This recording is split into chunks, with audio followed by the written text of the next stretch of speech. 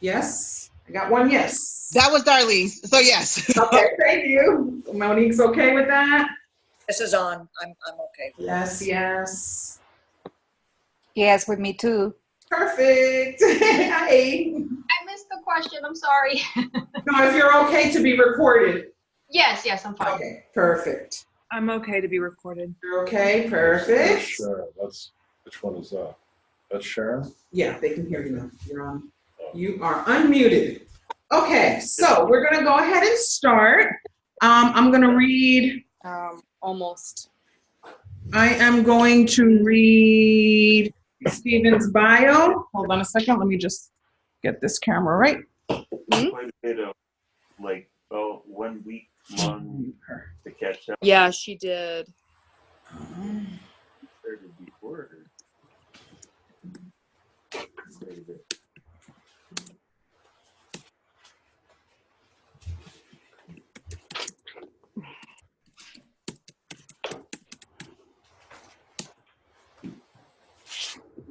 I'm trying to get him in the picture correctly. Oh, hold on 1 second.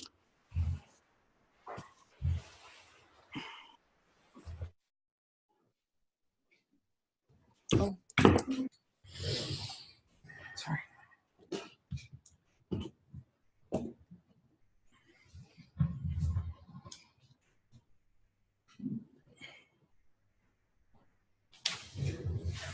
Okay, that's perfect. So let me read his bio. Just to let everybody know, Stephen will be telling his story. He is rated R, so you will hear some some curses. So I'm sure everybody will be okay with that. Everybody's good with that. So let me tell you a little bit about Stephen. He's the author of the memoir, My Uncle Gloria. The story is also the basis of the award-winning documentary, Uncle Gloria, One Hell of a Ride, 2016. He's born in Los Angeles and raised in Miami Beach. Stephen Schulman has lived two lives that were polar opposites of one another. Orphaned at the age of 18, his first life was dominated by sex, drugs, and rock and roll, including a 2-year stint in a state prison. Having cheated death on multiple occasions, he successfully completed a 30-day rehab program in 1987 at the age of 35. From that day forward, he began living his second life with determination, honesty, and integrity, while building a successful career in Miami as a licensed insurance broker and a real estate investor. Inspired by the formation of his Uncle Butch to Aunt Gloria. Transformation. What did I say? Oh, I'm sorry. Transformation of his Uncle Butch, Aunt Gloria. Schulman was driven to document how the transformation Transition. how the transition transformed his life and healed his family. As he soared upwards from the outhouse to the penthouse, today Stephen is a passionate man on a mission, dedicating his life to saving the lives of pets in distress. 80% of the net profits from My Uncle Gloria brand will be donated to his nonprofit charity, Animal Care Now. So without further ado, I will hand it over to Stephen Schulman. And if you guys have any questions, you can chat on the side, and then we'll have a Q&A at the end. Okay, somebody said they prefer cursing as well, so you're good. Okay, well, thank you all very much. I appreciate the opportunity to be here. I want to thank Tracy and also Dr. Carol Clark for the invitation. I just want to make a few disclaimers. Number one, this is the first time I've ever talked to nobody other than a screen. Used to talking to dozens or hundreds of people, but so hopefully I come across okay. Second of all, everything that I'm going to say is my opinion, my story, my feelings, and there's nothing scientific to judge what I say or what I did or anything. It's just my life. The book, My Uncle Gloria, which is right there, was published a few months ago. It took me about 18 and a half, 19 years to write it. And I'll just tell you very briefly, by the way, it's available on Amazon, and it's available through my website, myunclegloria.com. And all you got to do is Google My Uncle Gloria, and you'll see it everywhere, all kinds of YouTubes, all that stuff.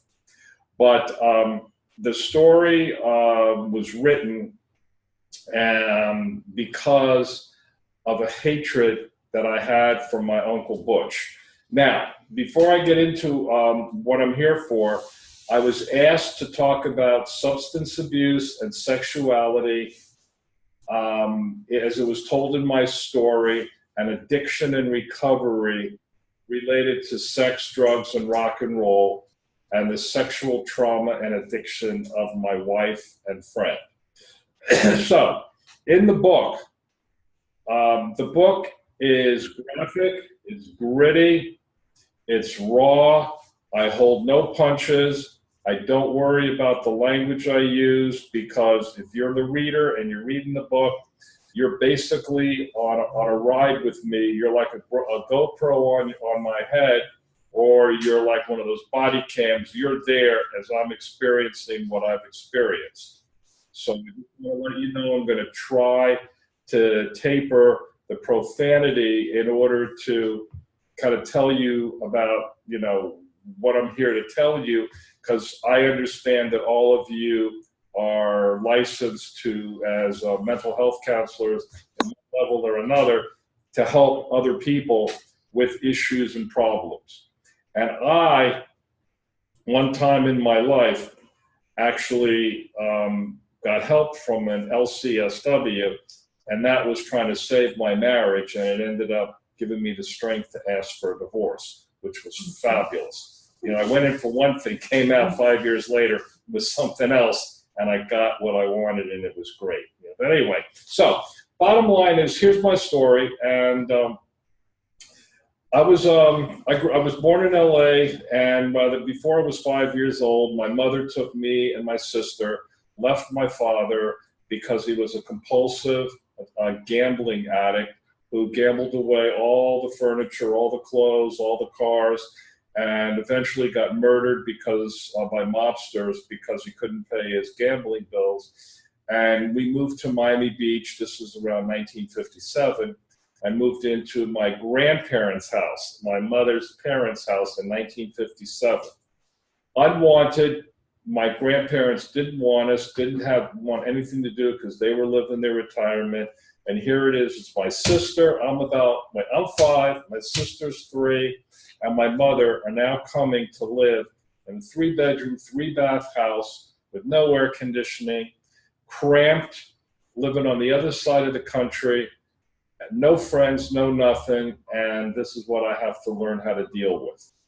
Now, I'd say 99% of my book is written, and my memory, believe it or not, with all the things that I did in my life, I'm blown away that my memory's still intact. God must have been looking over for me, and my higher power took good care of me because my brain didn't get damaged. But anyway, life was hell. Life was lonely. And when you grew up in Miami Beach in the late 50s, early 60s, it was nothing like you read or see or hear about today. It was basically 2 classes of people, the haves and the have-nots. And predominantly it was Jewish. And I'm Jewish by birth, not religious. And I was a family of the have-nots. I didn't have money. My grandparents didn't give me any money. I didn't get driven in chauffeured limousines to school. I didn't have fancy clothes.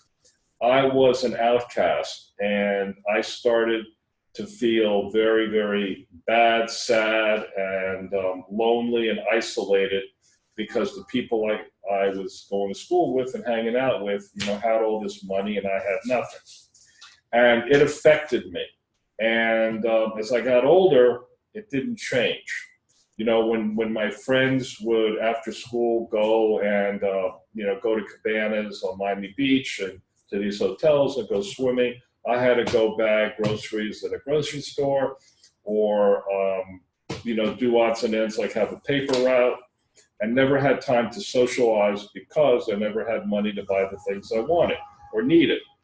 My clothes were hand-me-downs, and aside from that situation where the material stuff, life inside the house was miserable.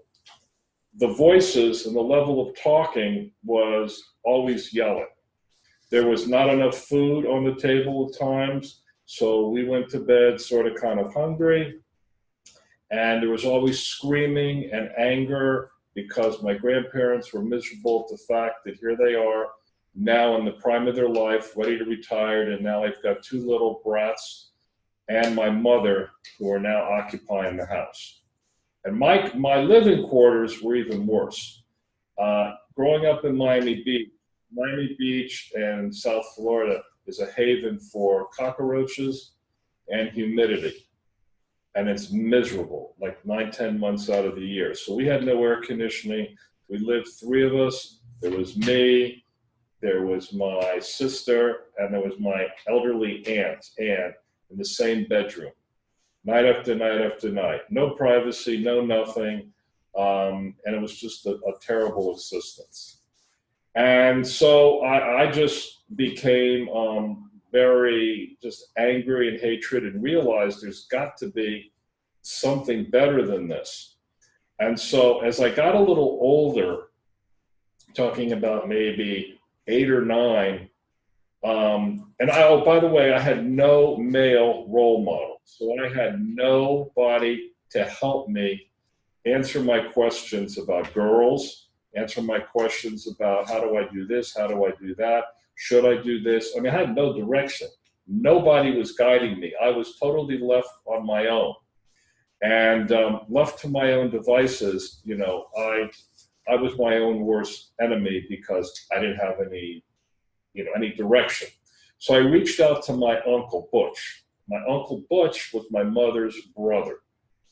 And I remember as a very young boy, my mother would tell me, Stephen, don't trust your Uncle Butch. Whatever you know about him, if he tries to talk or communicate with you, he's no good. He's got ulterior motives. He's a liar. He's everything bad.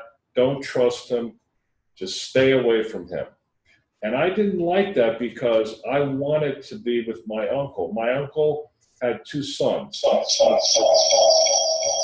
And I wanted to hang out with him and his wife at their house on the weekends. They had air conditioning, clean house, plenty of food. And the good thing is he also owned auto junkyards. So he was this macho, pit bull type looking guy, kind of like Edward G. Robinson. And if you buy the book or look at the website, you'll see pictures of Butch and Gloria. But anyway, so I begged him to take me with him on the weekends. So a couple times he'd pick me up and he'd take me to his junkyard, and he'd pick me up in this big tow wrecker which pulls, cars that are broken down. And we'd usually go to this local diner, and I'd sit, with him and all these other redneck hillbillies that he employed, and I'd feed myself and I'd listen to guys talking about, all the shit the guys talk about, and I felt, wow, this was great. I'm with men, I'm with males, this is great. And so this lasted a couple times, and I looked forward to it, weekend after weekend, getting out of the house, but it was very short-lived. And when I tried to speak to my uncle and ask him, well, why are you not calling me? Why aren't you coming by? He didn't answer me. And so I didn't know what I did or I didn't do. And so, I don't know, probably maybe around 10 or 11 years old, I started beginning to hate him for abandoning me. This was my first experience with abandonment of another individual. And because I was trying to develop a bond with him and asking him for things, like I said, about, girls. How do you kiss them? I mean, what do I do? I've got these feelings that are growing in my crotch, or these feelings growing in my head. I don't know what's going on and everything. And bottom line is he was not there for me, and I had nobody to turn to. So I just wrote him off as dead, and I began to hate him and despise him. And pretty much from that day forward, for the next 35 plus years, there wasn't a day that went by that I didn't wish my uncle would die, because he wasn't there for me. He abandoned me, and I had nobody. So I accepted that my uncle isn't there. And meanwhile, my mother, she was a full-blown alcoholic. So during the day, she worked as a receptionist in a high-rise condominium. And at nighttime, she'd come home, lock herself in her bedroom with a bottle of J&B scotch, and believe it or not, iced sour cream and rye bread. Don't ask me why. Anyway, that was her evening meal. And she wouldn't pay attention to me, wouldn't pay attention to my sister, except on occasions she'd let us in her room and whatnot, talk to us. So basically, I was on my own. And I met a few friends, and I was able, she was very strict, and I was able to, manage to socialize with a few kids that didn't judge me because I wasn't wearing designer clothes. This was in the 60s, so probably, mid-60s. So I started meeting a few friends, and I was just a very unhappy, miserable human being. None of the girls liked me. Nobody wanted to socialize with me, and I felt abandoned until I met something that changed my entire life. And I met something that would basically change my life for the next 22 years. So I guess that was from age 12 to age 35. And that was drugs. And I fell in love with them. And I started off being introduced to pot. And I didn't really care for it that much, but it made me feel good. And it took away the inhibitions. And it took away the pain and the loneliness. But what I really liked was hash. I don't know if anybody knows what hash is, but hash is a more intense form of marijuana. And I was really digging this and having a great time. And I was laughing, and I was getting stoned. And I also was able to pick up a used drum set, and I started playing drums. And then these few guys that I was hanging out with, we were musicians, so we were banging on the drums, and having jam sessions. And then the next thing I know, girls started coming over to the house. And, I'm thinking, shit, this is great, man. The more I smoke, the more girls come, the more I feel good. Okay. And then, so I found an outlet, but of course it was short-lived because I had to go home each night.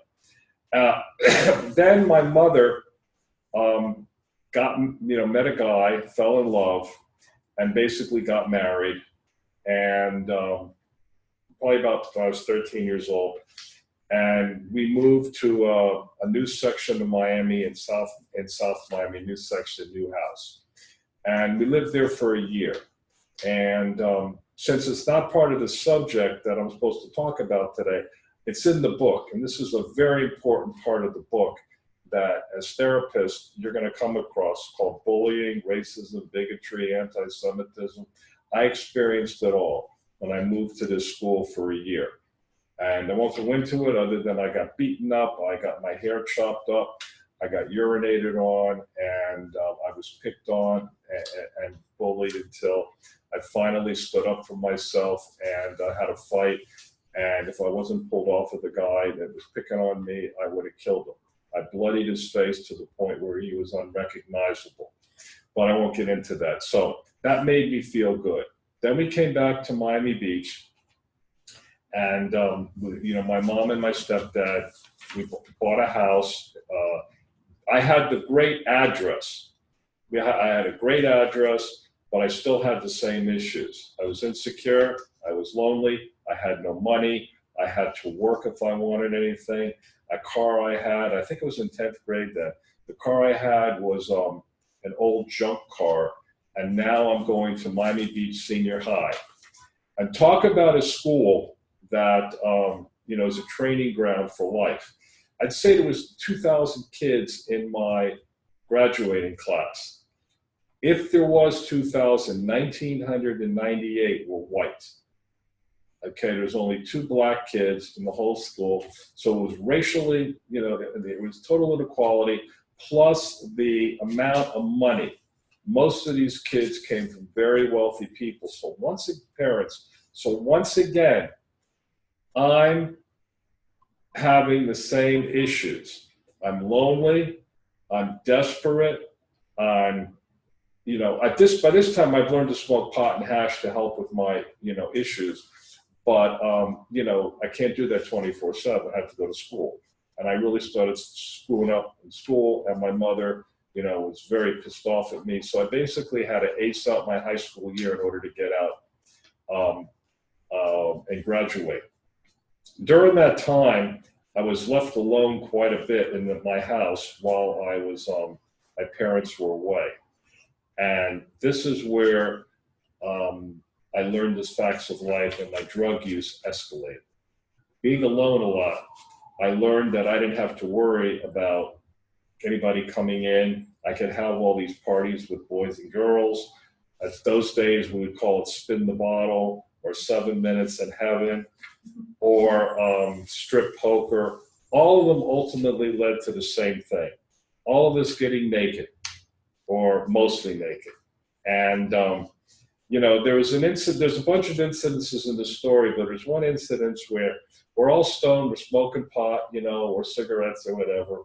And, it came time to me, having to do something with my girlfriend, and she had her period, and she wouldn't take off her underwear, and I was really pissed.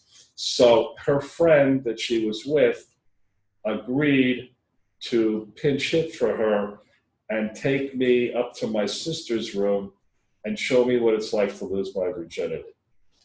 And, it was comical, it was fun, it was interesting. I was scared shitless. And, but hey, the drugs took care of it, okay? And I was still just smoking pot. But, this is my first taste of sex and my first taste of women. And the more I grew up, the more I realized that the 3 most important things in my life that I worshiped, I cherished, was women. I love women.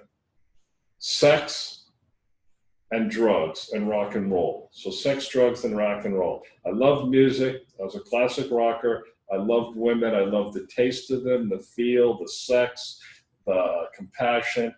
I didn't have male friends. I always had female friends. And that was because I bonded with women, not only sexually, but just as friends. And everything was going good. And then at 17 years old, one night I'm home alone with my mother because she didn't want me going out. At that time, I had a girlfriend, and I'll tell you about an issue with women. But at 17 years old, she asked me not to go out that night, and I had 2 dates. One was with my girlfriend, Shelley, and her pictures in the book, and the other was with the girl that I was actually going to end up having sex with. So she asked me not to go out because my stepdad was in Haiti on business, and my mother, asked me to stay home. So I stayed home. I was smoking a joint, fell asleep in the living room, and then she comes out of her bedroom about, 12, 1 o'clock, calls my name, falls into my arms, and drops dead at 41 years old. Never sick a day in her life, and her brain exploded from a cerebral hemorrhage. And here I am, the only person that cared about me and I cared about is dead at 41. Now I'm 17 or 18. Now I'm like, what am I going to do? I have nobody. And my stepfather offered me the opportunity to be adopted and work in his business, but I didn't like him. He was mean and nasty. Even though they both were very wealthy, I turned my nose on him, and I left home and went away to college, to University of South Florida, Tampa, which was another school at the time that was filled with sex, drugs, and rock and roll in the 70s. And that's when everything in my life exploded. Being on my own, not having to worry about being home on time, nothing. I got into some really bad things with drugs. And I learned that my favorite drug was Quaaludes. I don't know if any of you have heard of Quaaludes, but they were by far, if I could have married a Quaalude, I would have married a Quaalude. I was so in love with Quaaludes that over the 10-year period that I did Quaaludes, I averaged 3 a day, every day for 10 years. And that was bootlegs and the real ones. And that came with dire consequences too, okay? I had many incidences where I cheated death multiple times.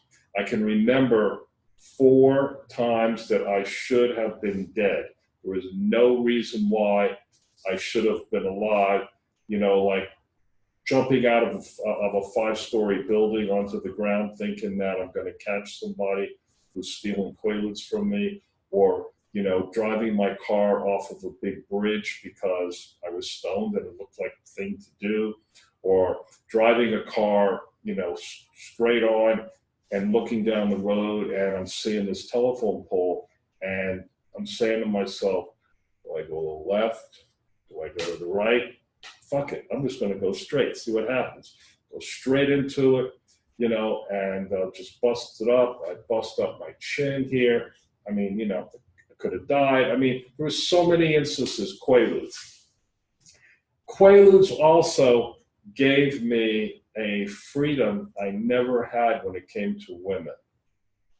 This is where I really, really started to, flourish with women. Because generally I was shy.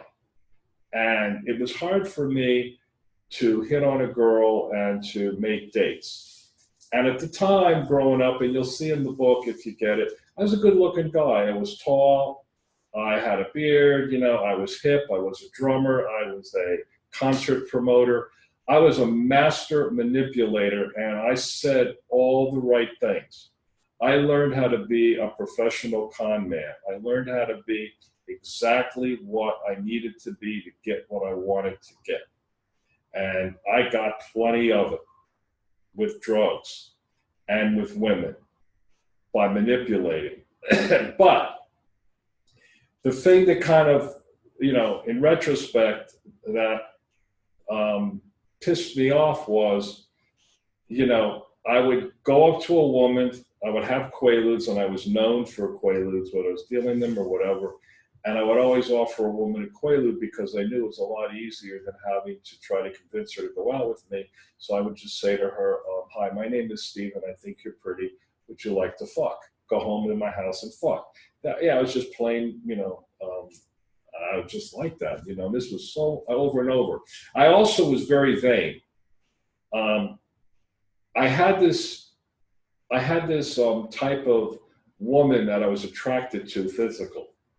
And, being the fact that I had this ego, that I knew that I could get what I wanted, and the Quaaludes helped, I had this physical vision of what turned me on in a woman.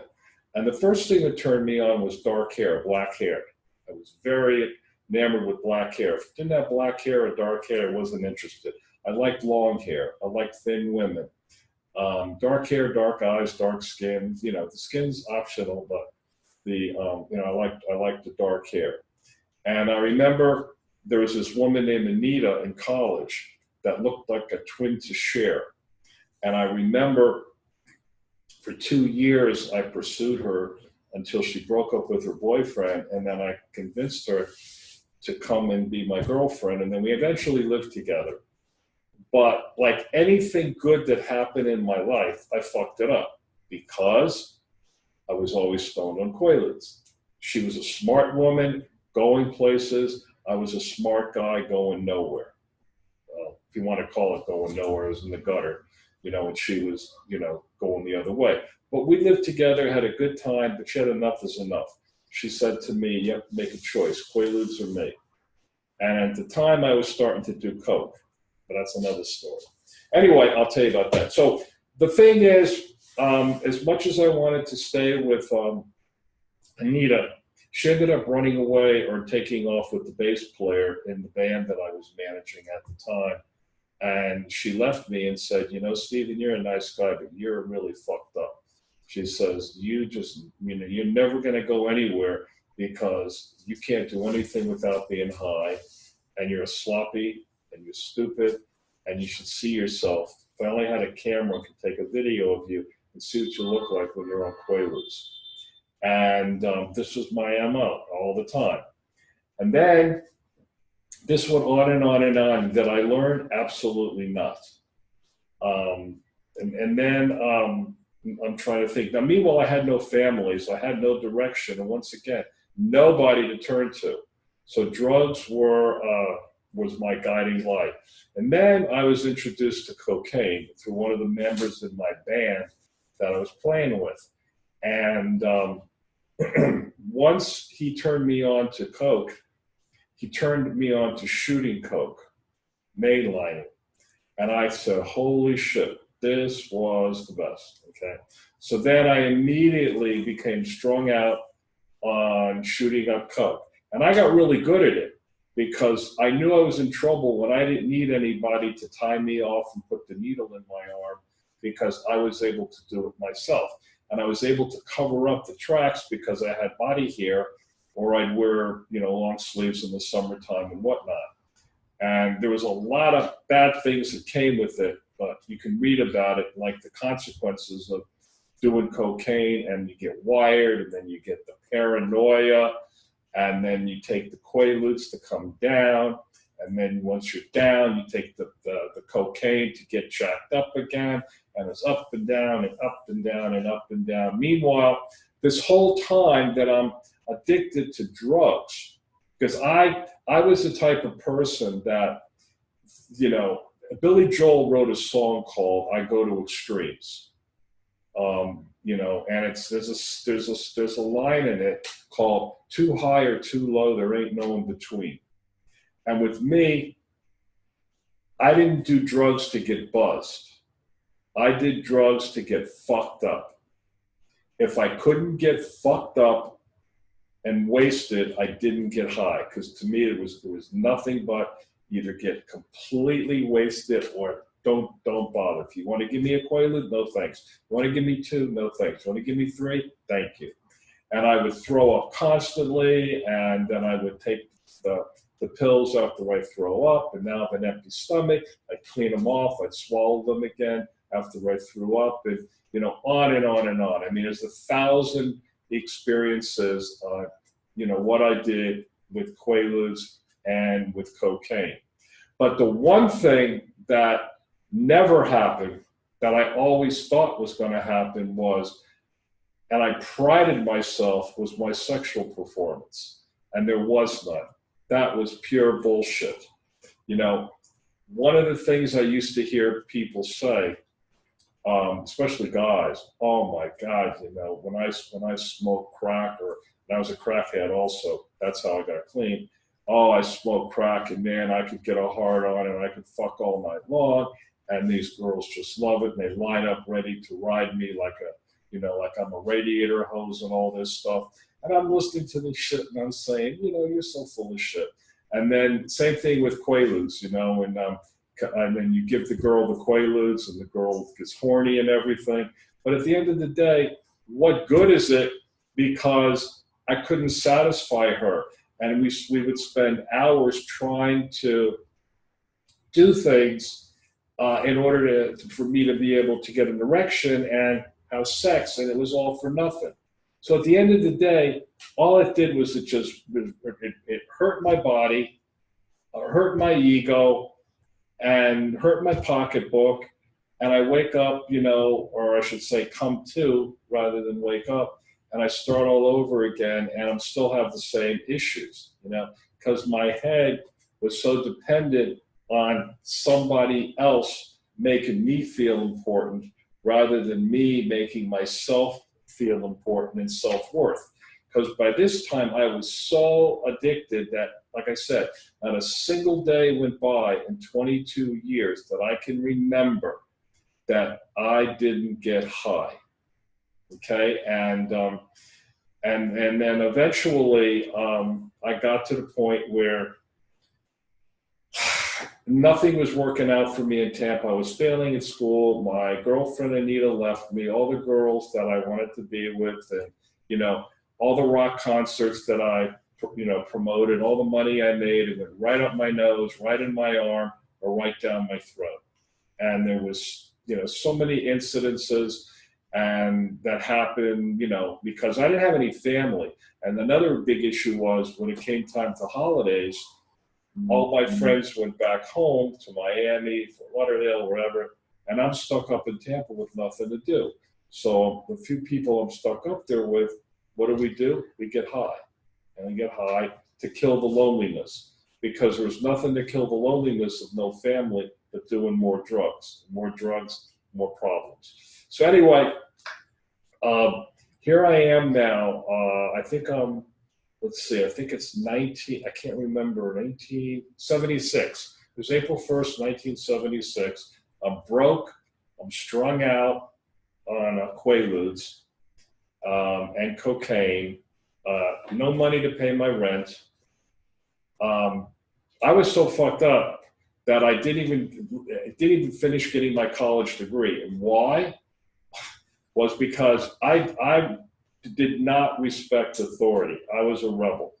When you don't tell me what to do, because I'll do just the opposite. So I was supposed to get a degree in business law or something. I don't remember. But anyway, I never got my diploma because I never paid my parking tickets.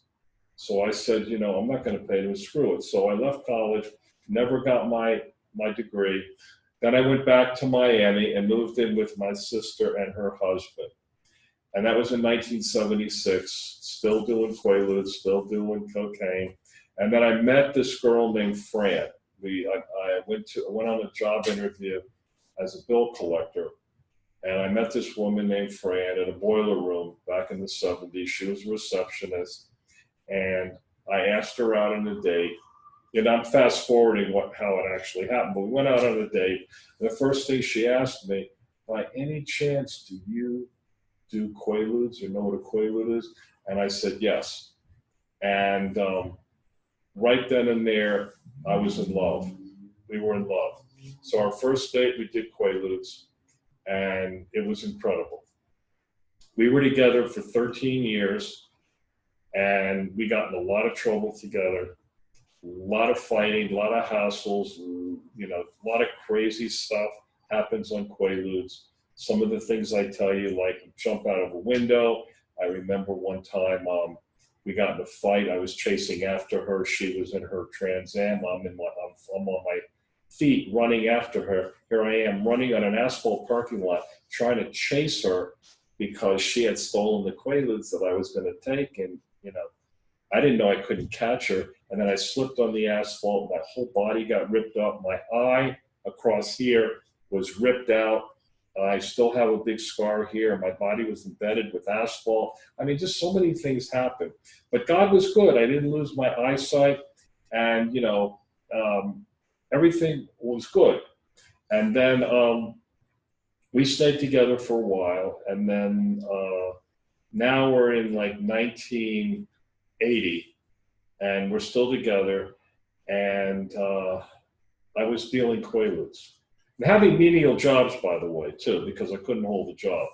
So while I am now a full-fledged crackhead, which is, by the way, I was introduced on my 33rd birthday to crack by my wife's best friend. Just digressing a minute. On my 33rd birthday, we were living in Miami Beach, and her friend Judy brought over a little tiny, like a miniature golf ball. and said before she leaves, "Here, Stephen, happy birthday. I hope you like it." And I didn't know what it was, but she told me the next day. So I put it on the shelf in my bedroom, and I didn't touch it. I just looked at it, and as the days went by, it started talking to me. And then I started having conversation with this little tiny rock, and it would say to me things like, you know, "I really love you, and I'm sure you're going to love me if you try me. Why don't you come pick me up? I'll tell you what you can do to me. You can have me all to yourself. I can give you every sexual fantasy you've ever wanted, better than any other woman. I can make you feel phenomenal. Just try it." And I was like, fucking rock is talking to me, you know? And anyway, sure enough, I did. Eventually I did. And from that moment on, from my 33rd birthday till I was 35 and a half, not a day went by that I did not spend every single waking hour smoking it, crack, looking for it, trolling the streets of Miami Beach, looking for crack, not knowing if I'm buying crack or I'm actually buying a rock, spending hours crawling on my hands and knees looking for something that I imaginarily fell on the ground. I didn't eat for 2 years, didn't bathe for 2 years. I lost, I don't know how many pounds. There's a picture of me, a color picture on my website where I'm about 6'1" and 110 pounds. And I'm at the beach, so I'm in Speedos. And I have a green headband on, and I look like an emaciated mannequin. Okay, I'm addicted, highly addicted, just totally screwed up.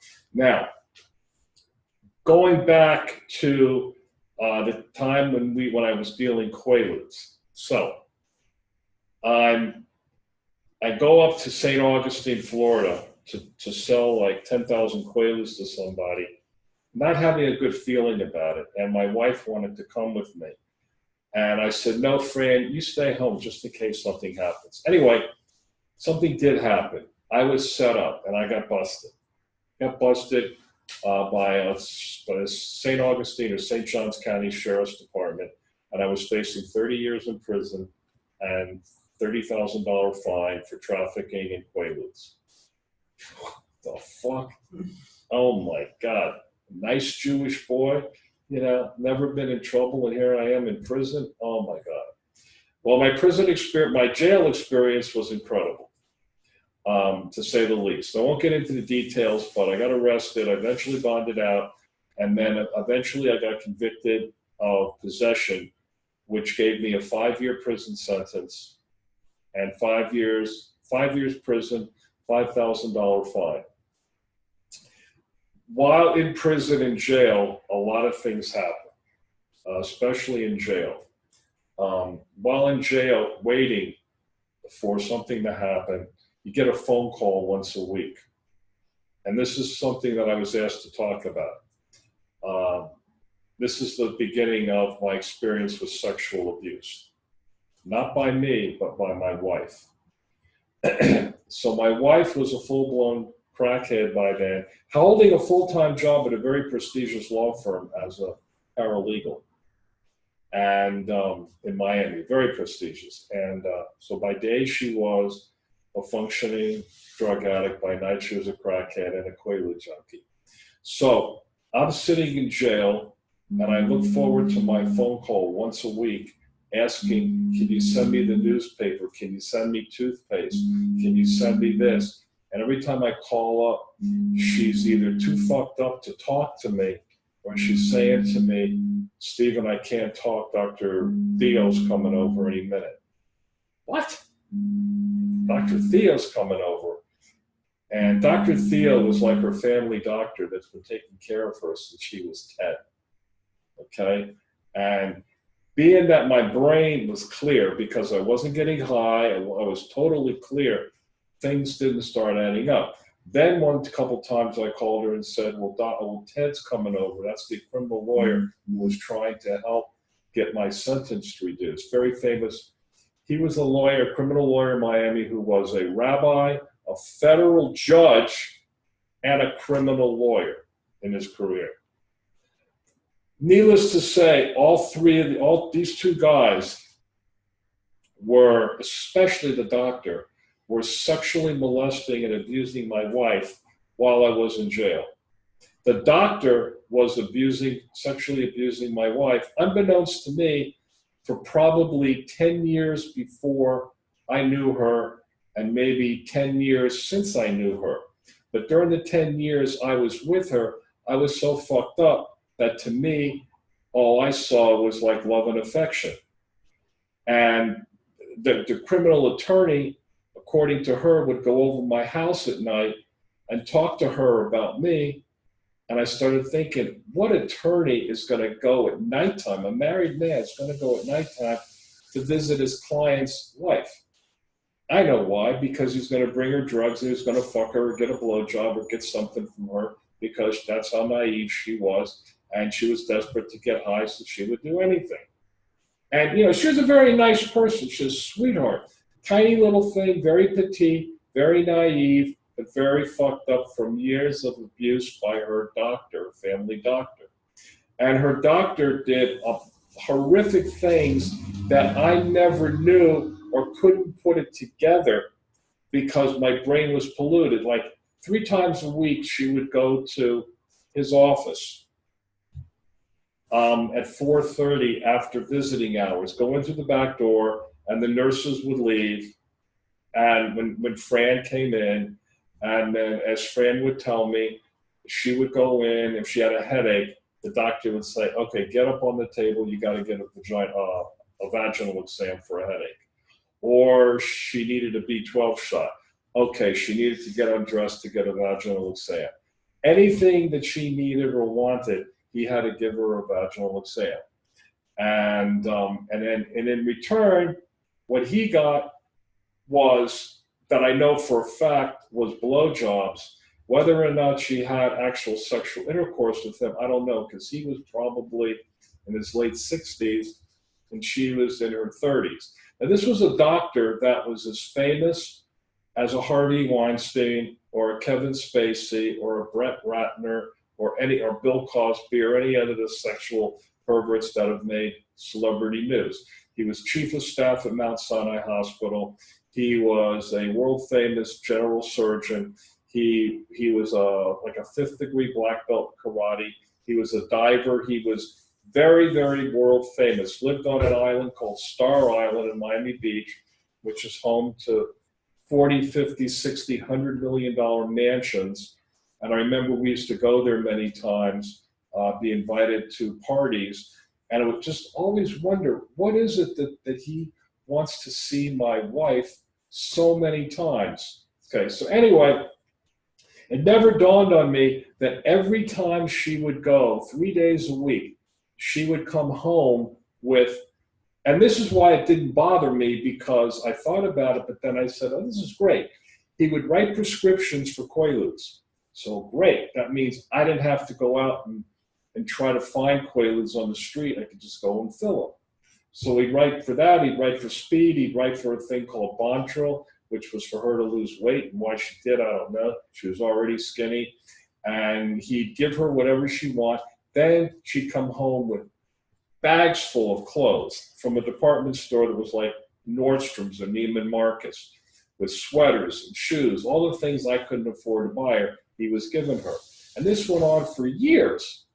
And I never really put it together because my brain was just so fucked up with drugs, I couldn't think of anything. So now I'm, I'm in prison and I'm clear as a bell and I'm wondering what's going on and there's nothing I can do about it. I just know what's going on, but I'm about 500-600 miles away. And what am I going to do? I can't. This was 1981, so I'm not going to tell the authorities. And then the next thing I know, he would be arrested or maybe not because he's a powerful figure. So I just let it be because all I wanted to do was get out of prison. And to those of you who want to know if anything happened to me in prison, the answer is no. And I'll tell you briefly why, and you can read it in the book. It's quite detailed. The good thing about prison for me, if there is a good thing, is I went in educated. so I could read and write. And I got a job in in a road prison, a chain gang. And it's a lot easier to be in a chain gang than be in death row, which is where I originally was sentenced to death row in Florida, but then moved. But that's not part of what I'm supposed to talk to you about, so I won't bring that up. But anyway, so my wife, so I come home from prison, and now I'm on parole, and I move in with her. I go into what's called a work release program for 2 years. So I'm living 5 days a week at this residential treatment center, and then on the weekends I go home to sleep with her, to stay with her. And of course now I have no drugs in me, and now I'm ready to have sex, and she's not, because she was just so high all the time, and she never wanted to have sex. And it didn't dawn on me why she never wanted to have sex. She was always very, not anti-sexual or asexual, but she just wasn't into sex. And I don't remember about kissing, but I do remember that the most important thing to me in any relationship I ever had, and I knew whether or not it would go any further, was whether or not the girl was a good kisser. If the kiss doesn't work, it wasn't worth going any further. It was nothing more than a fuck, goodbye, and that's it. So I don't remember, but Fran and I, we got married because of her mother dying and the Jewish guilt and all that stuff. So anyway, she never wanted sex, and I couldn't figure it out why. And then when I went home, I was on parole, and I was afraid of being rearrested, because then I'd be in Florida, I'd be locked up for the rest of my life. So while on parole is when I got my gift of crack. So here I am now, I'm home, I'm with my wife now, we're doing crack, and then I'm spending the next 2 years totally paranoid of what's going on with me, and I can't stop until 1987. And this is where my life started to change. No, 1985, excuse me. Was it 1980? I'm not sure, 1985 or 1987. Anyway, I'm at my house, and what my typical day started out with coming to, and then trying to go to my job that I had. I took what I would call a Puerto Rican shower, and I really hope I don't offend anybody if you're Puerto Rican, but back in the day it was cologne and perfume was instead of bathing, because I couldn't bathe, because if I bathed my skin would start to bleed, because I haven't had any nutrients or food for 2 years, and the cocaine dried me up really bad. Anyway, so and I would spend hours and hours and hours staring out at the window, looking for the imaginary Bureau of Investigation to come and, when am I going to get busted? You hear a pin drop. Oh my God, where's the noise from? I hear my little dog barking. Oh my God, what's going on? Paranoia beyond belief on cocaine, and especially on crack. Anyway, so one day I'm laying down on the floor, just coming off of a nice rush, and all of a sudden, and my body's sweating. I'm profusely sweating with soaking wet in sweat. My heart's going like this, and I'm praying to God, God, please don't let me die. Please, please, please, please, let me calm down. I promise I'll never do it again. Just help me to bring my heart to come down, to be mellow, and I promise I'll never do anything again. God always answered my prayers. And what did I do? As soon as God answered my prayers, did the same thing over and over and over. Got high, smoked crack, felt paranoid again, and did this over and over. The vicious cycle of doing the same thing over and over again, expecting different results. And every time I took that hit off the crack pipe, I felt empowered. I felt like my penis was like 6 feet long, like a radiator hose, and I was just looking for anybody, my neighbor, a friend, a porn movie, anything, just to have sex because you get this feeling of empowerment, and it's over in 10 seconds. But anyway, this is what I lived for, and it was just really crazy. But one particular time, I'm laying on the ground, and I'm sweating, and then I finally calm down, and all of a sudden I look, oh, it was dark. I keep the windows dark because, the Imaginary Bureau of Investigation, I don't want them looking inside and seeing me. So then all of a sudden I look up and there's feet. There's 4 sets of feet, like 2 sets of feet next to me. What the fuck? Who the hell is this? Feet, human feet. And I'm like, and then the blinds are open, and I'm saying, it's my uncle? It's my sister? What the fuck are you doing here? Get out of here. And I'm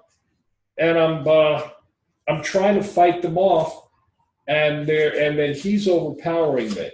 Now keep in mind, I'm only like 110 pounds and I'm a stick. And he's trying to overpower me. So he's holding me down, and he says, Stephen, we're here to make you a deal. We're here for an intervention, or whatever the word was, they used that. So what are you talking about? Just get the fuck out of my house. I hate you. I want you to die. Don't you know I can't stand you, and I pray every day that you die? So die already. Get out of my life.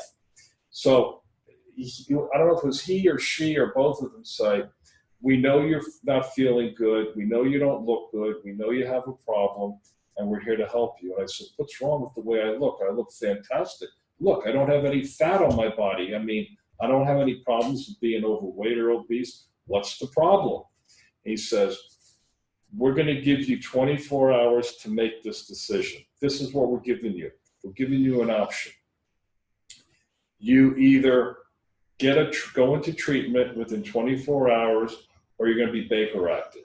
Now in Florida, Baker acting is involuntary commitment into a mental institution for 3 days, sort of like to protect you from harming yourself. And, I thought about it. I said, you're not going to do either, because I don't want to, I'm not, there's nothing wrong with me. He says, we're giving you an option. We're not leaving here till you give us the decision.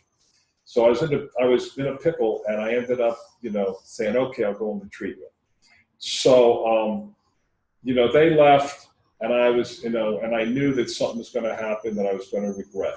So I spent that whole night getting as high as I could, and then the next morning, I found a treatment center. Then the next morning, or the next afternoon before we went into this treatment center, I ended up going to this place called Wolfie's, which was a Jewish delicatessen, and eating. And I said to myself, all right, you want me to go in? I'll go in. But in my mind, I said to myself, I know what the problem is. They think I'm too skinny. Well, fuck them. Remember, I'm a manipulator. I'll figure it out. I'll go in, and I'll spend every free bit of time in the kitchen eating. And I'll average a pound a day of food, putting on my body weight, so I'll gain 30 pounds, so I look good, so when I come out, I'll be a weekend crackhead. What they call a weekend warrior. I'll do it. All right, I'll play their game, because I once wanted them the fuck out of my life, so leave me alone so I can continue doing what I'm doing. Anyway, I went into treatment, and a couple things happened. After 22 years of not a single solitary day, except for a few days in prison, and don't think for a minute, just because you're in prison, you don't get high, because you do. And in the book, I tell about how I brought marijuana in from the street and got busted. Now here I am, I'm already busted for drugs, and I'm such an addict that I'm bringing in drugs from the street into the prison to smoke, and they arrested me again, and now I'm facing life in prison and all that. But that's part of the book. We'll talk about that another time. So here I am. I'm in the treatment center, and I'm not able to do anything. I'm there voluntarily, but I know if I leave, then I'm going to go and get Baker acted. So I started eating as much as I could after a day or two, that got pretty boring. Plus, I got very full.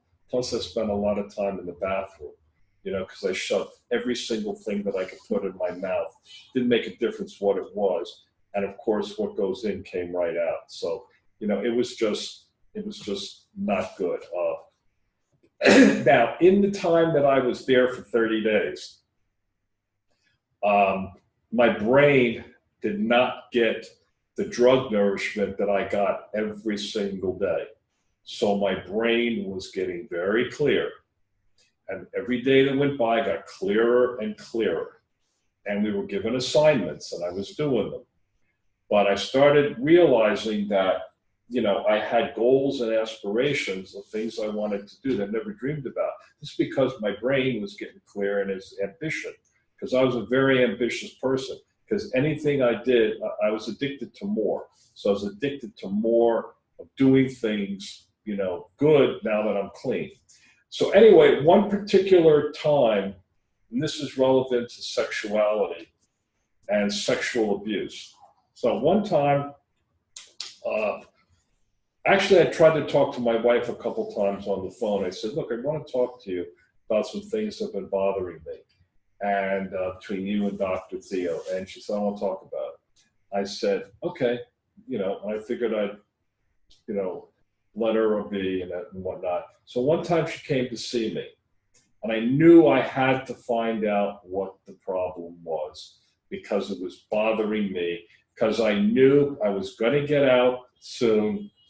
And as much as I did not want to leave, I wanted to relapse. I wanted to stay forever in this rehab, and the rehab was connected to a geriatric program, which I said, I'll help it become a geriatric orderly.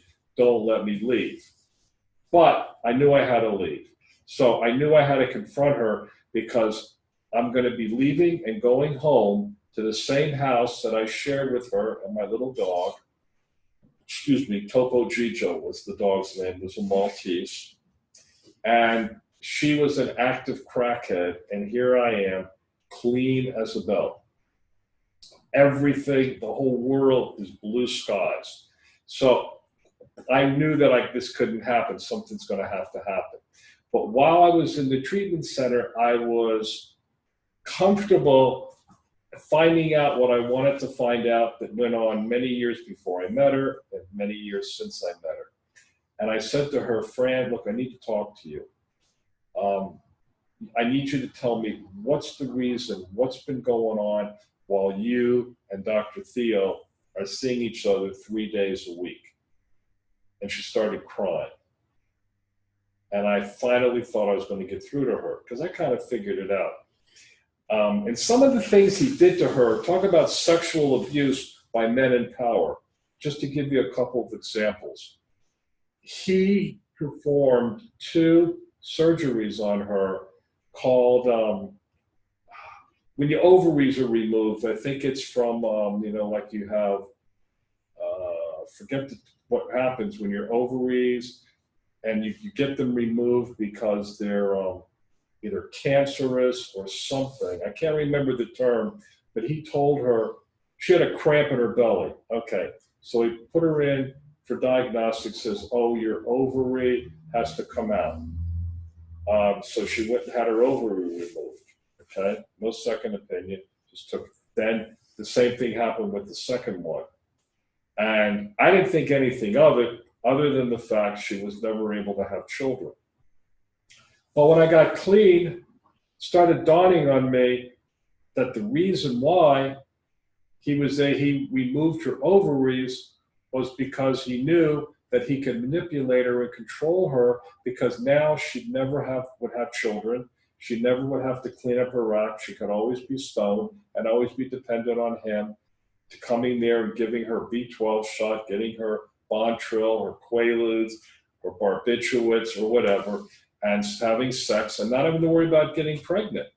So, he manipulated her body to the point that it was his own, to do what he wanted. And it didn't dawn on me because I was so fucked up. But anyway, when I confronted her, she ended up breaking down and said, Stephen, this has been going on a long time, and it's hard for me to tell you so-and-so words, but basically I've been his private little whore. I'm his private, secret, dirty little whore. I go in there 3 times a week. I must have had over 100 vaginal exams, and every time I go in there, he buys me all these things, and in exchange, I give him blowjobs. I said, and I don't remember if I said, "Do you swallow or not?" And I can't remember, I don't remember if I asked her, "Well, do you have sex?" I think she said yes, but I know she said that was his private little whore for so long, and I basically was a willing participant because I didn't stop it. I didn't have anything to say about it because I was too fucked up, and I was getting what I needed from her letting him abusing her body. And the same thing with the attorney. But the attorney wasn't giving her anything other than a reduced fee to help me get a lighter prison sentence or get out on parole earlier. And she broke down. She was a mess. And she said that, she was hooked. She couldn't stop. So, you know, it was a bad scene. And I felt so bad for her, but it made sense why she didn't want to have sex. She didn't want to be touched, you know, just like had no interest. And this is the age, I think she was about 36, 37 years old. So I get out, I go home, what do you call it? I have to move out because I can't live in the same house. As part of my recovery, I was told that I got to change people, places, and things. And I became very diligent about being in recovery, going to meetings every single day, you know, changing people, places, and things, you know, opening up the big book or whatever, and so on and so forth. And I did all that. So basically, I signed over the house to her, and I moved into a little tiny 200 square foot efficiency. Only thing I took from my house was my doggie. And I lived that way for a while, went to a meeting every single day, stayed clean. And I think that was September 24th, 1987. And God willing, one day at a time, I've been clean for 31 years and about 2 months. And I'm very proud of myself because I can't imagine ever this being me. It's like I don't remember me being a drug addict. I mean, I'm addicted. I am still an addict. I still have an addict's mind, but my addictions are positive things. I became addicted to a couple of very positive things, one being exercise. I'm addicted to going to exercise in the gym 7 days a week if I can, unless I have something to do. I'm addicted to, I can't think, making money, helping people, lecturing, talking about my life, you know, providing insight into what it was like and what you can do if you want to change your life. But I'm addicted to the adrenaline rush of helping people and doing things, making money, and closing sales. One of the things I became, and I'm not going to get into it, but I became very successful in business. I became a real estate agent. I became a licensed insurance professional. I was the first person in the state of Florida that's a convicted felon to ever get a license to sell insurance and real estate. And even to this day, 31 years later, when I make that sale, it's a rush. I get such a high because I'm addicted to the close, to the adrenaline. But it's a safe one because as soon as I make the close, okay, I'm on to the next one. And then, you know, I made a lot of significant changes in my life. I've had a tremendous amount of success. I started my own charity to save the lives of animals in distress, which is another thing. But the one thing that I couldn't do with my ex, we got divorced, by the way. I got divorced, and we were still friends. But the one thing I couldn't do is convince her to follow me and get clean. And she continued to see the doctor. And then one day, I was dating this woman, or I was living with her, or I was going to be married, or was married to her. I get a phone call in the morning from her very dear friend. Matter of fact, the woman who gave me the crack ball, the little white ball. And she said, "Stephen, got something to tell you." "What is it?" She said, "Fran died." "What?" Fran is my wife. At 40 years old, she couldn't take the sexual abuse. So she basically, what she did is she concocted a speedball. And for those that don't know what that is, it's a combination of heroin and cocaine. And I don't know if she injected it or swallowed it or snorted it, but she was found dead in her condominium that she had sold and bought a condominium after she sold the house. And at 40 years old, she was dead. And shouldn't have happened. She was the nicest person, just loved to get high. And she had the perfect scenario to keep her high and keep her in a state of confusion for own selfish reasons. And that is sexual abuse by men in power. So when you hear about, and I heard about this Bill Cosby thing for a couple of years, and I'm listening to all this bullshit in the media about people saying that, these girls knew what they were doing or didn't know what they were doing. I knew exactly what was going on. Bill Cosby was giving them Quaaludes. They didn't remember anything. He was able to rape them. This is my opinion now. This is not fact. It's just my opinion from 10,000 Quaaludes. He was able to do what he did, and they didn't remember. Because you wake up, you don't really remember, because that's what Quaaludes did, the best drug in the world. You do stupid things, you don't remember, and you don't have any guilt. However, she continued. She died at 40 years old, and she was abused for half her life. And at the time, I never confronted him because I was on my new life. And my new life didn't include him anymore. And, then I had another friend, who I dedicate the book to. And I'll tell you, her name was Vicky, and she'll tell you in a minute. She was just a young girl who was sexually abused by her father when she was about maybe 3 or 4. And the abuse went on for 16 family members, according to her. And then left. Mm-hmm. Okay. And then Vicky, excuse me, became, and I dedicate the book to her so you can see it on the first page. Vicky was my very dear friend who helped me to format the book, to write it in the format it is, not the format I wanted to write it in out of hatred. But she ended up telling me her life story. And she was abused from the time she was 3 or 4 by her father. It was her, it was her sister, it was her brother. Then it was the children of her sister, and her brother. And then it was the cousins, the nieces, the nephews. So 16 levels high.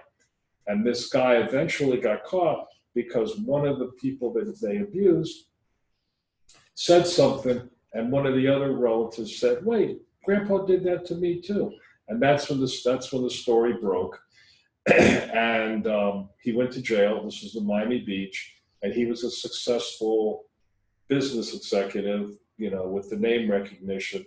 So it was kind of hush hush, and he got arrested and probably got probation.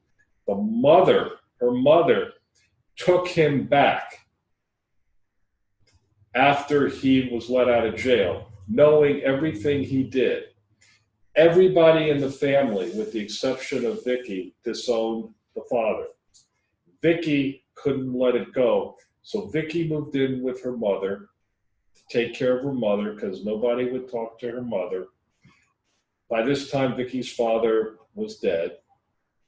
All the sisters and brothers never talked about it. It was like, shh, don't talk about it.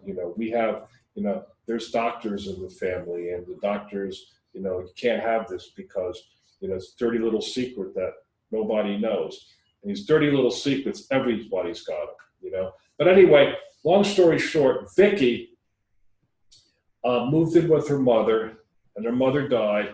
And Vicky could never get over the emotional issues, and it manifested herself with problems with anorexia, problems with, what do they call that new disease?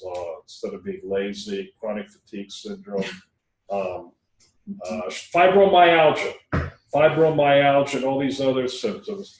That about 2 years ago, as I'm writing the book and she's helping me, I get a phone call in the morning that she was sitting up in her house in a retirement community in a rocking chair on her porch overlooking this beautiful lake, and she put Post-it notes throughout her house. She was very meticulous and detailed, and she went out and bought a gun. Didn't tell me, because the night before, we talked every night. We had our nightly argument about politics or my book or whatever. So we argued about what Trump's going to win, Trump's going to lose, whatever bullshit that was about.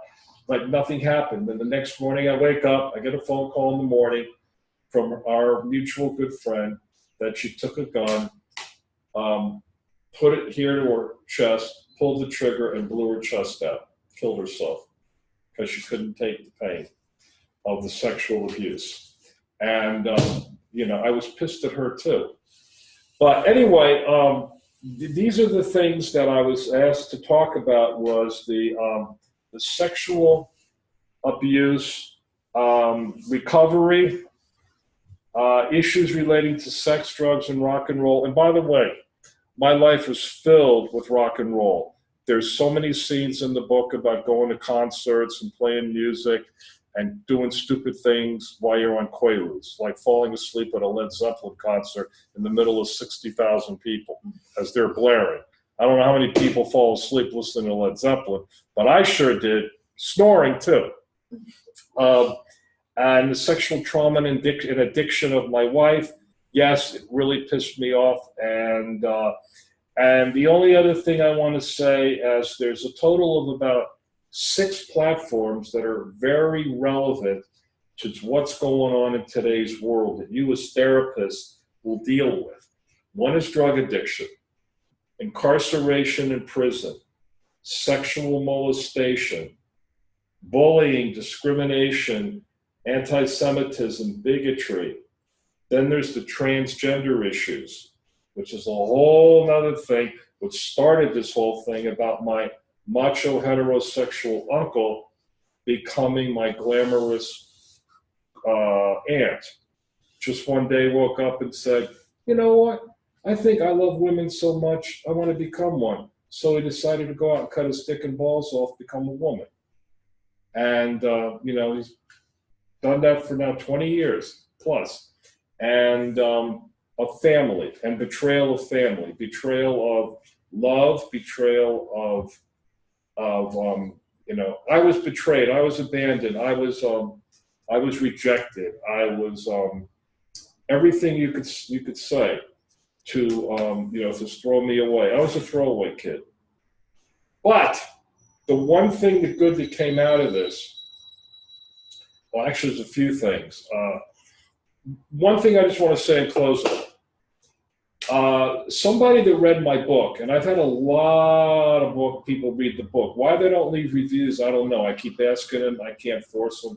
But somebody said to a friend of mine, he said, you know, I felt so bad for Stephen. Stephen's life growing up with his grandparents, living in that cramped 3-bedroom house, and, you know, air conditioning and cockroaches crawling on the floor, on the wall, and no food, and having to use hand-me-downs. And didn't he ever, you know, growing up, didn't he ever get, like, you know, so up, figures no way out, didn't he ever think of committing suicide?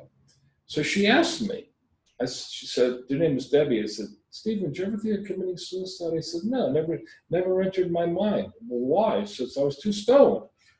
I was always too stoned to think about it. I mean, and like, why would I want to commit suicide when I was getting high? You know, so it never entered my mind, and I guess that's a good thing because, you know, getting high prevented me from doing anything stupid. Little little did I know that eventually getting high, one needle in my arm could have killed me, an embolism, or one Quaalude too many could have killed me many times. But bottom line is, that's my story, based on the two topics that Dr. Tracy asked me to talk about. I could go on and on and on, but the bulk of it, the gritty, the graphicness, the intensity, and the full story is in the book. And now I'd like to open it up for Q&A. Ask me any question you want. Thank you for your time and letting me speak. Thank you very, very much. Someone, Isabel, says you went through a lot, Stephen. Thanks for sharing. Monique wanted to know if the doctor got disciplined. Oh, can I answer that? Absolutely. No. The doctor never got disciplined. The doctor never got reported. The girls and I found out there was more than one girl. The girls that got reported, that told me about it, he was very prominent. So he, to my knowledge, he never got reported. He's deceased now. But no, to my knowledge, never got reported.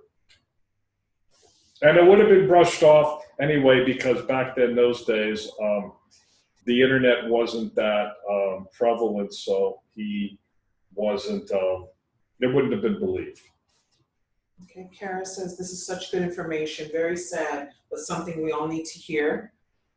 Shannon asked, did you experience open relationships Excuse in me? your addiction, or Did I experience what? open relationships? I don't understand. Where you had relationships that were more than one person, everybody knew about it, everybody was okay with it. You mean like having, I'm not sure I understand what you mean by Did you have open. more than one girlfriend, or you had your wife and another person? Well, okay. Whichever lady asks, thank you for the question. Okay. The way I used to categorize women, and remember, women was, this, in my opinion, the single greatest gift God ever created, until I learned what dogs were, four-legged dogs, not two-legged, four-legged. And it's still a toss-up, but women, I've always loved women. The answer to the question, I had a girlfriend for 4 years in high school and college. She was my dream. She was beautiful. She was a virgin when I met her. She was a virgin when I left her. She was the woman that I wanted to marry. She was everything I wanted. Clean, professional, classy, and elegant, and respected. And then there was everything else. So what I would have, in answer to your question, I would have 2 dates. One with her, and then I drop her off, and then with the other one that I knew I was going to have sex with. And that happened many times. And one time in the book, I tell about a woman that I took to my grandmother's house, apartment, a condo, because I had like 1,000 pills saved up because I was working at a pharmacy, and I planned to have a ball. We were going to have great sex, and then we got busted by the security guard, and it was just a crazy scene. But yes, there was the women that were most important to me in my life were the women that I wanted to spend the rest of my life with, because they were nice, they were clean, they were not professional, they were just, there's 2 types, those that did and those that didn't, if that answers your question. In my opinion. So the relationships that you had, they really didn't know about each other? As far as I know, yeah, okay. No. Okay, perfect. No. Or they could have, but I was too stoned to know the difference. Like the one with Anita. I mean, I had no interest in anybody else, the one in college that looked like Cher. I was madly, madly crazy in love with her. And of course, bottom line is that I was, and nothing happened because I was too fucked up. And this also is the same thing that happens now, still in my life. I mean, I kind of always said, if my mother would have approved of this woman, then it's good enough for me. But if she didn't approve of it, then it was just like I'd be using her. you know, and that's what I did. I used women and discarded them for my own personal use. And then there was the ones that were anything but that, and those are the ones I cherish. Even now as I'm clean and sober. On says, incredible, ever-evolving journey. Keep going, keep moving. Glad you turned your life around. Thank you. The next question is, how are you dealing with with addictions now, or being in recovery now? Oh, it's very simple. I have zero interest in getting high. Absolutely. So first of all, I never drank. Two things that I'm blessed with. I never touched coffee in my life. Never had a first sip of coffee. Never, and never touched the first bit of anything alcoholic. Now that sounds crazy, but never beer, no wine, no alcohol, no nothing. So I don't have any desire to get high. As a matter of fact, just the thought of not being in control, because I like to be in control, it makes me very upset and very, what am I trying to say?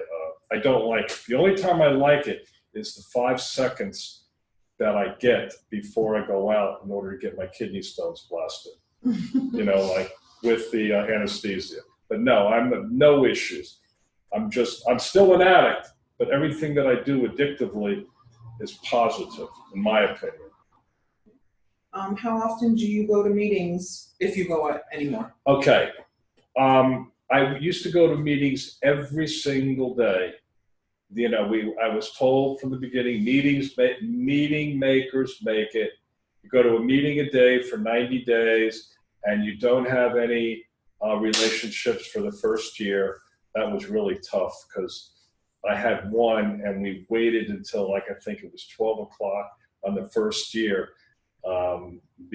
before. But anyway, the answer to your question is I don't go to that many meetings now. And in Miami, there's thousands of meetings. But I'll tell you the reason why I don't go to meetings, because what I get out of the meetings now is nothing. All I hear, and this is my opinion, all I hear in meetings, the majority of meetings I hear, is the same rhetoric being told by the same people over and over again for whatever reason. And I don't need it. I don't need it because I've learned and I've seen and I've experienced that people that go to meetings so often, all they've done is switch addictions. A meeting for me was the bridge. AA or NA was the bridge and the meetings that helped me get from point A to point B.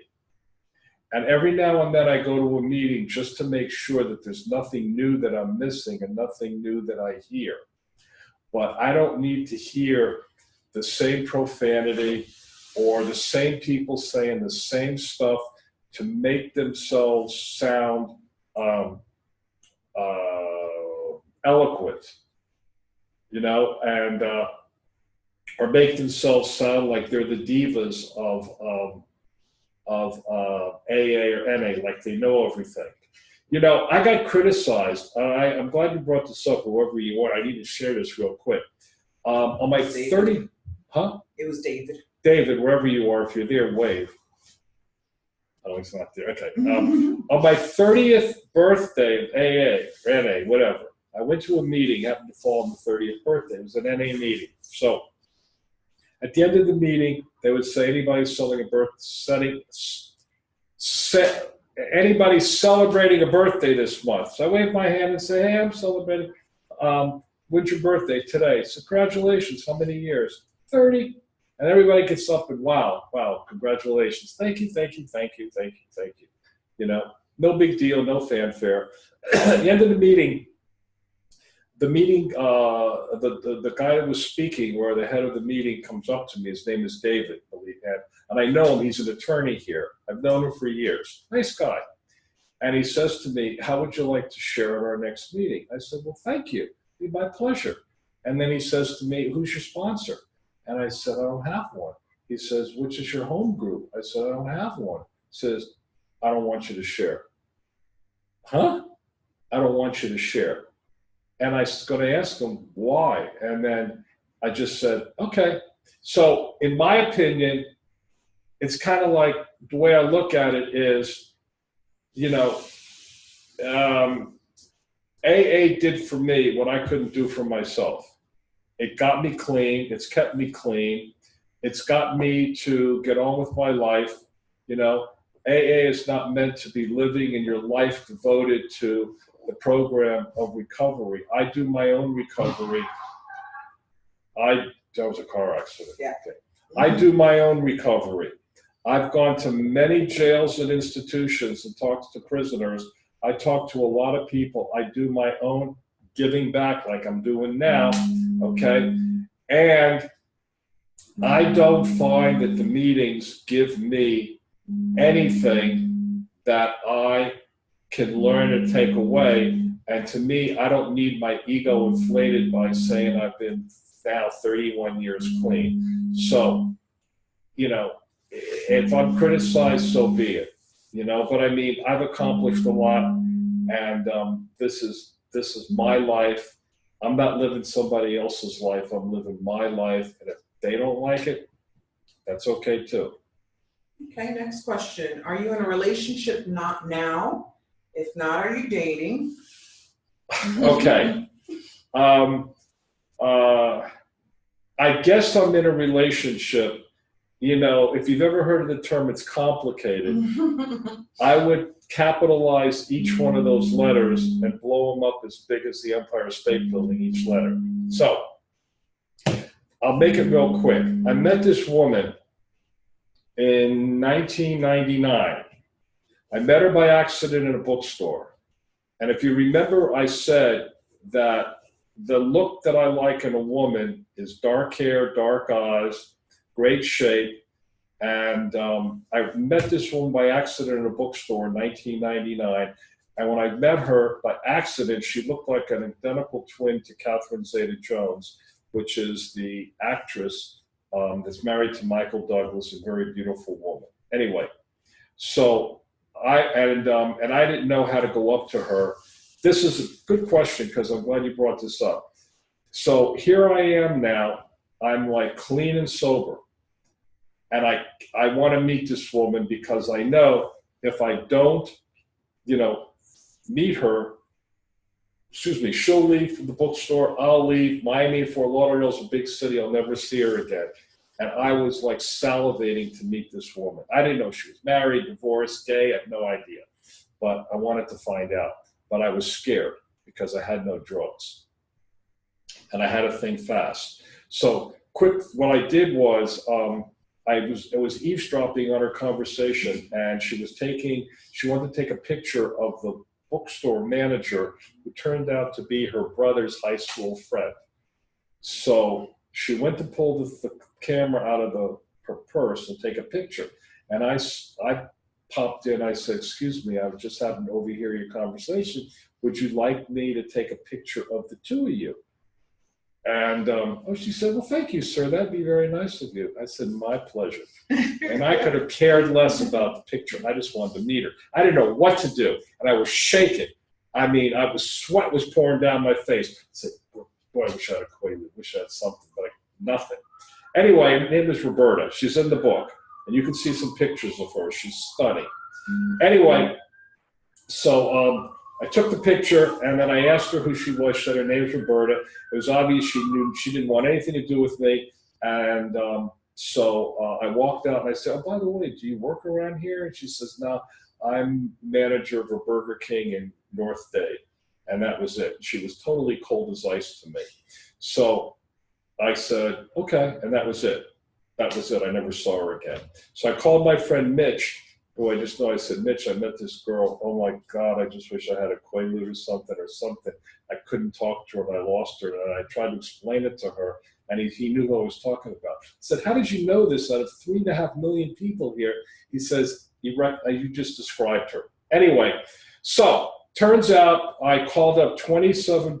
Okay, this is my addiction. This is an example of how much of an addict I am. I go to extremes to get what I want, okay? So I wanted to find out who she was. So I called 27 Burger Kings until I found out which one she worked at. And of course, that day she was off. Her assistant said, I'll leave a message. So I left my name and I said, tell her I wanted to, this is Stephen. And I took her picture at a bookstore and I called him to find out how the picture came out, you know? And I had no interest in the picture. I couldn't give it a shit if there was no film in the camera. I just wanted to meet her. Anyway, so that was it. Now, 13 months later, I get a phone call. I'm in my office, and I'm an insurance professional, and I'm getting all these phone calls because, you know, I'm a big insurance agent. There's this woman calling me, hey, this is Roberta. I'm returning your call. And I had no idea. And then she reminded me, and I said, that was 13 months ago. She said, well, I'm just sorry. I'm just getting around to it. Anyway, we met. I was scared to death to meet her. And I met her, and I was like, I couldn't talk straight. We went on a date. It was horrible. Then we went on another date. It was horrible. But the one thing she liked about me was my knowledge of music, you know, my memory about music and songs. So we started talking, and then she would tell me she wanted a friend. And I said, oh, what kind of a friend? Well, I just got divorced. I'm just looking for a friend to talk to. And the whole time, we're hanging out together. She's talking like a chatty Cathy, you know, about her relationship. And all I'm doing is looking at her and wondering what she tastes like, what her tongue tastes like, what her lips taste like. You know, her skin is gorgeous. And I just wanted to do all these crazy things to her sexually in my mind because she was gorgeous. Didn't touch her, didn't do anything. I was a perfect gentleman for 4.5 months. And then eventually we, you know, got together. And for a couple of years, we were pretty tight together. And that was in like 1999 to 2001. Now, where she was the inspiration, she was the woman that created the idea in my head for the theme and the basis of My Uncle Gloria. And it's explained in detail. So in essence, we're in a relationship, but the relationship is more of like brother and sister because we share dogs. We live separately, always have. We have 2 dogs. She cooks for them and she'll cook for me, and then she goes home. So I'm in a relationship. Is it convoluted? Yes. Is it physical? No. Would I would like it to be physical? Absolutely. But that's not where she's at. So that's the relationship. And no, I'm not dating anybody else now at the time. There's been a few in between, but nothing serious. Okay. Monique has a question for you. She says, here in Canada, we have just legalized recreational pot. I am for legalization of all drugs because we know that countries have legalized all drugs, have much lower addiction rates of the population. However, some people are using pot in substitution of heavier drugs. What are your thoughts on this harm reduction model? What are my your thoughts on legalized pot? On marijuana? Mm-hmm. Well, considering I graduated high school in 1970, the war on drugs hasn't changed since 1970, except it's cost the United States maybe $100 billion. It's locked up hundreds of thousands of people. The only good thing that the war on drugs has created is a whole new employment industry for incarceration, for prison guards, for prisons, for people to make money based on inmate labor and incarceration. So if I had my choice, I would have legalized marijuana back in 1970. I would have taxed it, okay, and I would have controlled it just like anything else, or criminalize alcohol, make alcohol criminal, because I don't know of anybody that's ever smoked a joint that got DUI and killed somebody, got fucked up, got in trouble, killed somebody, or committed a crime, okay? But I know plenty of people, or I knew plenty of people that killed people while driving under the influence. So I'm totally in favor of legalizing marijuana, and now more than ever, letting the people that are locked up for a joint for 20 or 30 years, opening it, giving them pardons, whatever, letting them go about their life, because it's a disgrace. It is absolutely disgrace. And the government knows it. That's why they're not coming after all these states, you know, and telling and arresting people, because marijuana is legal in states, but it's not legal federal. And because it's not federally legal, you can't buy marijuana using a credit card, because no bank will deal. No banks take money. So just keep that in mind. But it's all bullshit. It's just politics to keep an industry making billions of dollars by locking people up. So I am totally in favor of decriminalizing and legalizing marijuana. As far as other drugs, that's a different story. But when it comes to marijuana, totally in favor of it. Well, several people agree with you. Thank you. Monique had another statement actually regarding the 12 steps. Yeah. She says it seems like an elite club, those 12 steppers. A lot of people I find do not fit in. Maybe because there is only one path to sobriety for the 12 steppers, their focus. So she's making a statement. I agree. Wherever Monique is, I agree. That's Monique right there. Oh, hi. I felt the same way. I always felt that it was elite, okay? Now, I wasn't happy with AA because I never drank. And I didn't like to lie and say, hey, my name is Stephen, I'm an alcoholic. I used to say, hey, my name is Stephen, I'm an addict. And a couple times I got escorted out of meetings basically thrown out, because I didn't know that it was an AA meeting and it was closed and they didn't want anybody but alcoholics, okay? But I learned quickly to say, hi, my name is Stephen and I'm, I don't know, whatever I am, I lied, whatever. But it's a very elite club. It was when I was younger, and especially in Miami, if I remember correctly, NA was very elite. It was usually the rich kids who had the Porsches, the boys or the guys of the Porsches. They came in hitting on the younger girls because they knew they could get laid because the girls were vulnerable, and it was cliquish. I didn't fit in. Period.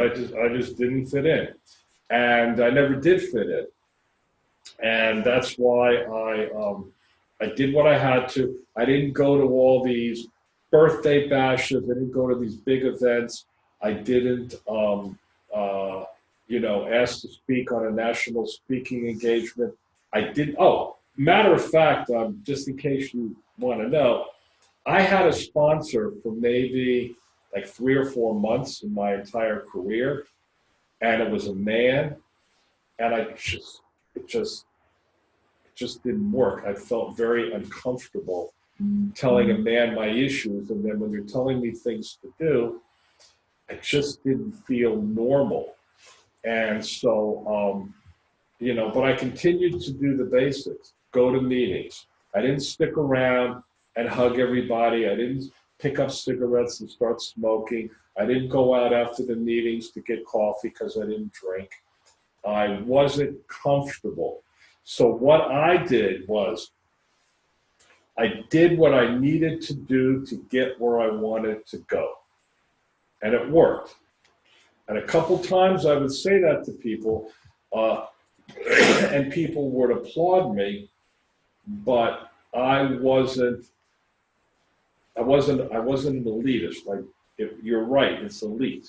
And this was back then. How it is now, I don't know. But there's a vast amount of people here in recovery, and they tend to judge you.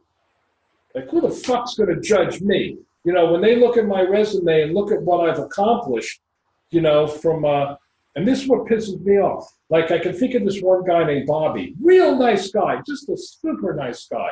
But I could go to any meeting in Miami and he's there at any time, and he's there. And I don't know what he does, but he's there. So he might go to 17 billion meetings.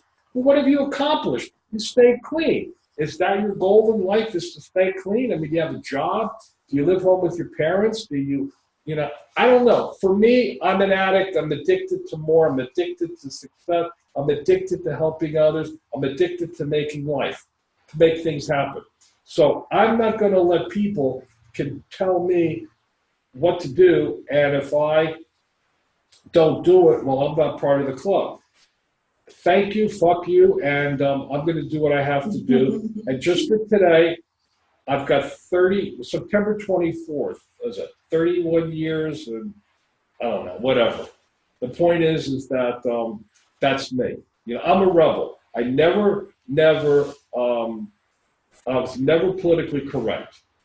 And if I knew that, by the way, I became a writer. Well, obviously, I became a writer. Now I'm a writer, professional writer.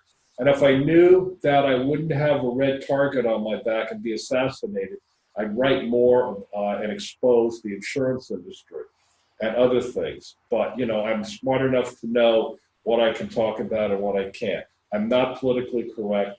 AA is great. NA is great. It's done for me. It's helped me. And just for today, I'm grateful. Don't know about tomorrow. Don't know about tonight. But I know for right now, I'm sitting here with you guys. Hopefully, I am giving you good direction, advice, assistance, that when you go talk to people like me that come to you and want help with addiction or sexual abuse or LGBT issues or anything, that I've given you just a little teeny-weeny bit of knowledge, you know, how you might pass it on and help people. Because I went to treatment one time, as I told you, that was to save my marriage and ended up getting divorced. So I'm a rebel and I don't go to meetings.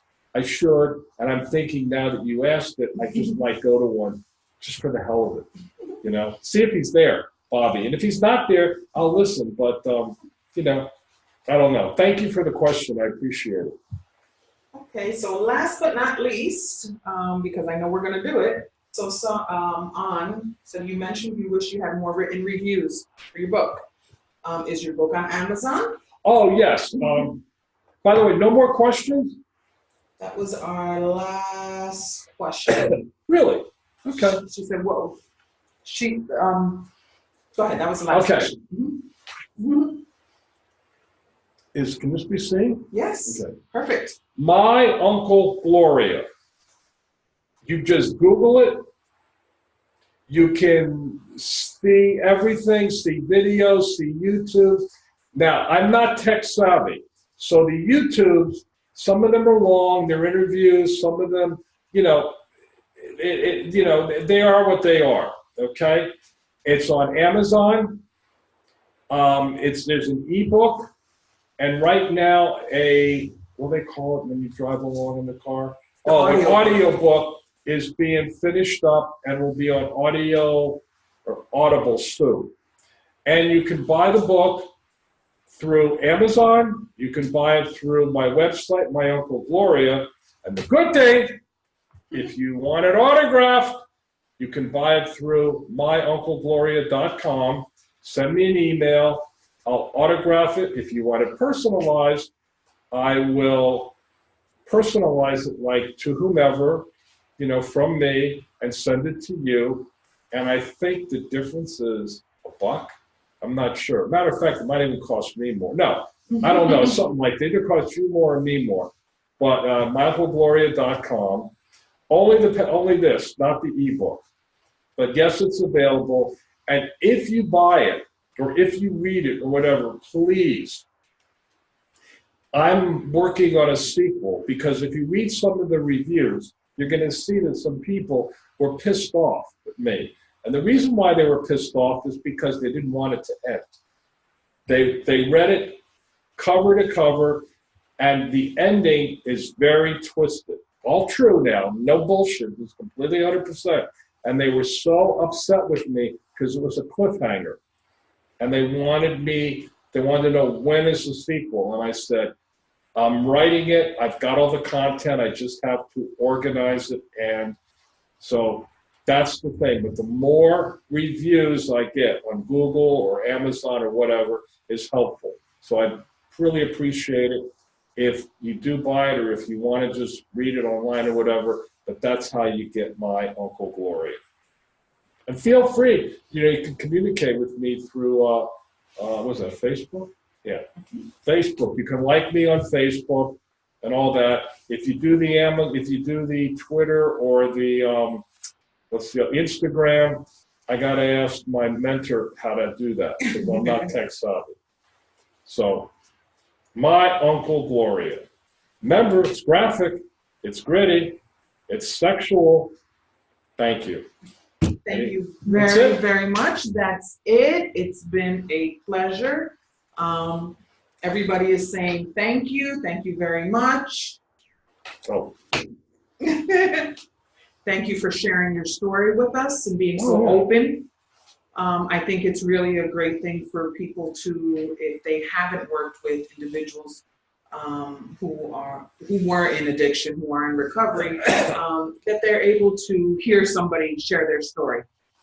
So thank you. oh, thank you. Greatly And appreciated. feel free to invite me back. We can talk about more of the When you platform. sequel, absolutely. Like there's, what do I say? There's 6 of them, and I think we only talked about 2, 3. We only talked about 2. Mhm. We didn't talk at all about transgender, LGBT. Mhm. We didn't talk about bullying, racism, bigotry. That's a big one. That's Yeah, really yeah, most intense. definitely. Most That's definitely. real intense. Talked about drug addiction. We didn't talk about much about incarceration. Just, didn't get into the meats and potatoes.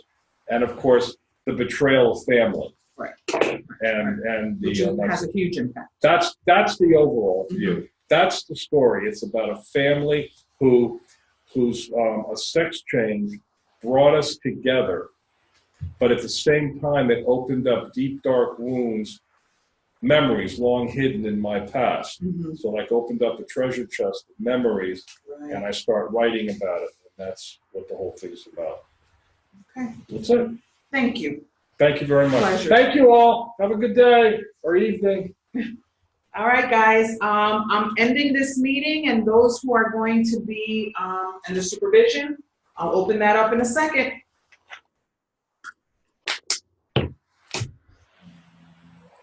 We all?